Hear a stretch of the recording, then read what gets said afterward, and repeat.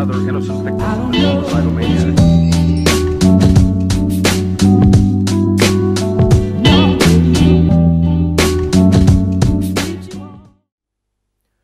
Bonjour à tous et bienvenue pour cet épisode numéro 63 du journal de bord. Aujourd'hui mercredi, aujourd'hui commencé par 4 heures de maths. Comme on avait fini le dernier chapitre sur les espaces réels prix-bertiens, il y avait une feuille qu'on avait, voilà, une feuille, donc 2 pages, un cours de 2 pages sur comparaison de séries intégrales. C'était en gros un espèce de truc en plus sur le cours sur les séries et puis sur les intégrations. Donc il manquait juste un passage ou un passage qui avait un peu mal fait, donc du coup il nous a repassé le nouveau et puis on a lu juste ce qui changeait, donc c'était un corollaire qui changeait. Ensuite on a commencé le nouveau chapitre du coup, espace vectoriel normé. Alors je savais que la topologie ça arrivait, je savais pas du tout ce que c'était, on est en plein dedans. Alors les espaces vectoriels normés et la topologie en particulier, c'est un délire. Je ne comprends absolument rien, pour l'instant. Enfin, dans le sens où c'est ultra contre-intuitif.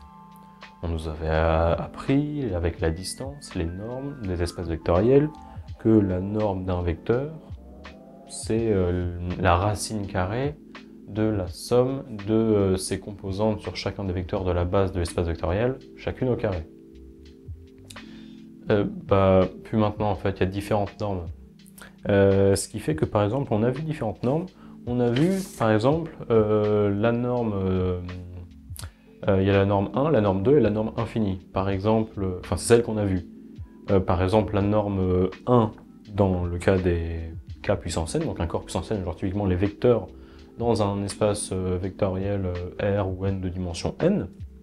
Par exemple, la vecteur infini de x, ça va être la borne supérieure de ses composantes. Donc le sup de la valeur absolue de xi, ou le module de xi, où xi, en fait, i, ça parcourt toutes les composantes sur lesquelles est défini x. La norme 1, ça va être la somme des valeurs absolues des composantes. La norme 2, donc c'est en gros, tu mets x, tu mets les normes, donc double barre à gauche à droite, et en bas tu mets un petit indice 2. C'est en gros la norme quadratique, c'est un peu ce qu'on voit, le truc quadratique en physique, c'est la racine carrée de la norme, la racine carrée de la somme des composantes sur chacun des vecteurs au carré. Donc ça c'est 3 normes, et voilà on a des propriétés, par exemple voilà si c'est de dimension n, la norme 2, quand tu multiplies ça par racine de n, c'est supérieur ou égal à la norme 1. Et la norme infinie, quand tu multiplies par racine de n, c'est supérieur ou égal à la norme 2. Donc, et aussi la norme 1, c'est supérieur ou égal à la norme infinie. Ok. Et puis, voilà, c'est des trucs qu'on a vus. Donc, l'histoire de normes, l'histoire d'ouvert. L'ouvert, c'est on dit que O, grand O, déjà c'est un ensemble, on dit que c'est un ouvert lorsque soit il est vide, soit pour tout élément de O, il existe, genre tout élément qu'on peut noter A, tout élément A de O, il existe un petit epsilon A, tel que l'intervalle ouvert A moins epsilon A plus epsilon A, donc ouvert, et bien tous les éléments dedans, ils sont inclus dans O. En gros, O, l'ensemble, tu prends chaque point, et autour, ce serait quand même des éléments de O. Et puis on a vu qu'il y avait différents cas, et puis on a vu des trucs, je crois que c'était quand on prenait l'ouvert par exemple pour un espace vectoriel E, on avait partie 2, on avait E, on avait l'ensemble vide, et quand on prend que l'ouvert c'est E et l'ensemble vide, je crois bien qu'on arrivait à la conclusion que si une suite converge vers un point, alors en fait elle converge vers tout. C'est-à-dire que tu peux prendre n'importe quel élément de l'ouvert, la suite elle va converger vers cet élément. Ce qui est contre-intuitif. Et pourtant, c'est la définition. Donc maintenant, c'est que et ça s'appelle, je crois que ça s'appelle une topologie. Tu te mets dans une certaine topologie et tu arriveras à des conclusions. À des conclusions que, par exemple, là c'est, en gros, si tu te mets dans une certaine topologie, une suite, elle va converger vers une valeur. Et dans une autre topologie, elle va diverger. Pourtant, tu n'as pas rien écrit de faux, mais elle va diverger. Et puis dans, je sais pas, une autre encore tordue, elle va tendre vers une valeur, mais une autre. Et ça, bah ok, bah faut s'y faire, hein. Je pense que ça va être compliqué au début, comme la première fois qu'on a entendu parler d'espace vectoriel. Je cache pas que j'ai plutôt bugué, j'étais là. Quoi? Quoi? Espace quoi? Vecteur? Vous n'avez pas joué, c'est les vecteurs, oui, dans le plan. Ah là là. C'était très peu par rapport à ce qu'on peut faire. Donc là, topologie, donc les normes. On a commencé à ça, normes, distance, définition d'une norme. Et puis voilà, c'était les 4 heures. Non, du coup, on a fait 2 heures là-dessus. Ensuite, troisième heure, parce que oui, j'ai 4 heures le matin de maths. Troisième heure, il y a le prof de maths des psy qui est venu dans notre classe, et du coup, notre classe est venue dans celle des psy. Parce que notre prof, il avait en fait le DS commun, donc je crois que c'était bien un type CCP. Donc au psy étoile, ceux qui ont en fait les psy avaient seulement ce choix-là, et les psy étoiles, on avait le choix entre XENS ou CCP. Du coup, moi j'ai pris XENS, mais du coup, dans les 2 devoirs, il y avait un problème et un exercice. Le DS CCP, bah, c'était un problème CCP puis un exercice, et puis DS XENS, c'était un problème XENS et l'exercice un peu plus compliqué. Ou du moins avec moins de questions intermédiaires, donc moins guidé, donc plus compliqué.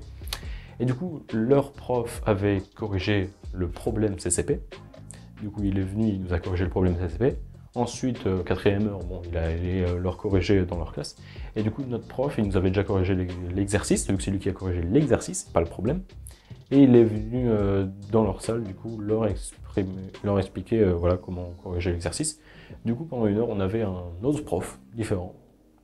Et donc voilà, ça change. Et puis après, quatrième heure, donc on a... qu'est-ce qu'on a fait? Je crois bien qu'on a continué du coup, le cours sur les espaces vectoriels normés, et puis on a corrigé quelques exercices. Ensuite, l'après-midi, j'avais pas cours, mais j'avais colle. Donc colle d'anglais de 16 à 17, ce qui fait que de 12h à 16h, je dis 12h, je dis pas midi.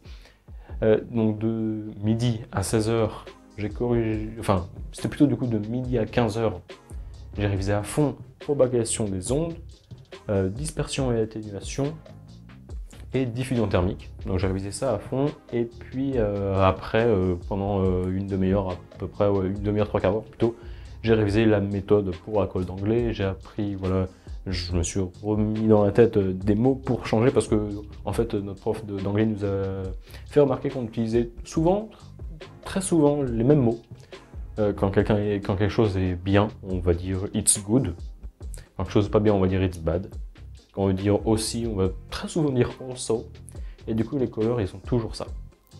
Et du coup, bah, force normale, faut bien avouer que c'est chiant, du coup, que les élèves disent toujours la même chose. Du coup, il nous a donné, voilà, des mots en plus différents, voilà, pour changer, pour un peu de tout. Et puis voilà aussi des petites formulations de phrases pour que ça soit en conclusion, en intro, pour des transitions, pour des causes, des conséquences, des interprétations des textes. Donc voilà, j'ai relu ça pendant pas mal de temps. Ensuite, du coup, la colle d'anglais. Colle d'anglais, c'était un texte audio. Texte audio qui parlait. Alors, c'était une entreprise aux États-Unis qui utilisait en gros des implants pour leurs employés volontaires. En gros, un implant de la taille d'un gabarit entre le pouce et l'index, et en gros, avec la gestuelle et tout, ça leur permettait des commandes, par exemple, payer au restaurant ou accéder à un bâtiment, et puis voilà, discuter là-dessus. Que ça a déjà été fait apparemment aussi dans une entreprise en Suisse. Non, pardon. Non, c'est pas suisse, non, c'est suédoise, pardon, je confondais. Donc voilà, donc c'était ça le thème de la colle. Et puis après, 1 heure après, enfin l'heure d'après. Donc oui, colle d'anglais, j'ai eu 12. J'ai pas minoré pour une première fois de l'année que je minore pas en anglais. Donc ça va, je suis arrivé 2e du coup.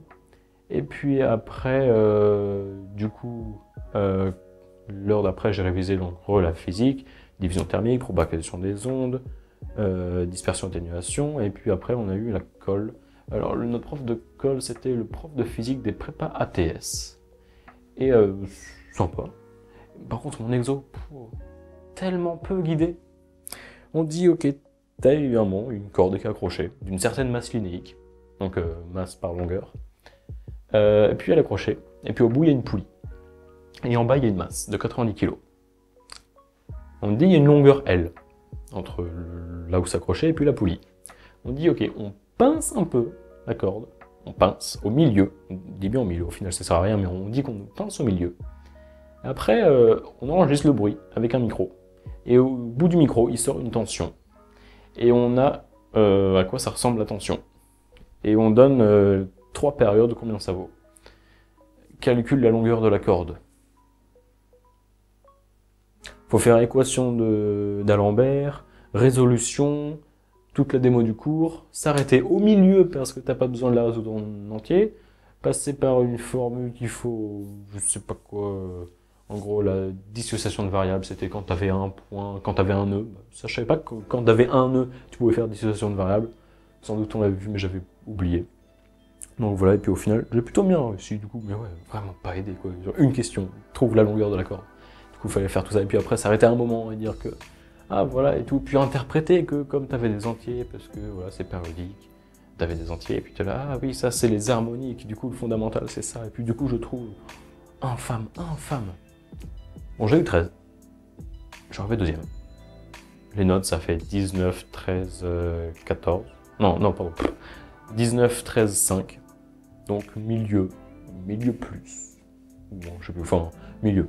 Et du coup, bah voilà, sinon c'était ça toute ma journée. Puis j'ai fini à 19h, un plaisir. Demain, 4 heures de maths le matin, 2 heures cours de physique et 2 heures cours d'anglais. Et je finis à 17h. Ce soir et demain soir, je vais bosser à fond le DM de physique parce que c'est plutôt compliqué. J'ai fait peut-être un tiers du DM là cet après-midi, puis je vais continuer. Et puis voilà, sur ce, je vous dis à la prochaine. A plus.